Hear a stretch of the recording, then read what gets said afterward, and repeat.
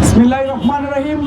প্রিয় ভাইয়েরা আমার, আজকে আমি এতটুকুই বলতে চাই, মিরপুরে যে হত্যাকাণ্ড হয়েছে সেটা বিএনপির থেকে এই অন্তর্বর্তীকালীন সরকারের বেশি দায় নিতে হবে।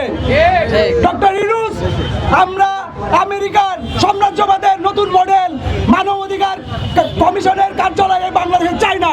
আমরা চাই নিরাপত্তা, আমরা চাই আমাদের আইন শৃঙ্খলা বাহিনী এবং দেশের সশস্ত্র বাহিনী দ্বারা এই দেশের সমস্ত মানুষের নিরাপত্তা। দেশে চাঁদাবাজি চলছে ওপেনে। বিএনপিকে আমি বলতে চাই, আপনারা যদি জুলাই অভ্যুত্থানের পরে এই জুলাইয়ে যারা অংশগ্রহণ করেছেন তাদের স্পিরিট ধারণ করে রাজনীতি না করতে পারেন, এই বাংলাদেশের রাজনীতি আপনাদের কোনো অধিকার নেই। আপনারা সময় থাকতে নতুন মডেলের রাজনীতি ধারণ করুন। যদি এই রাজনীতি চলতে থাকে, আওয়ামী লীগের ন্যায় বিএনপিও এই দেশ থেকে একদিন নিশ্চিহ্ন হয়ে যাবে। আমরা চাই এই বাংলাদেশ জুলাই অভ্যুত্থানের স্পিরিট ধারণ করুক এবং সবাই জুলাই অভ্যুত্থানকে নিয়ে বাঁচুক। ধন্যবাদ।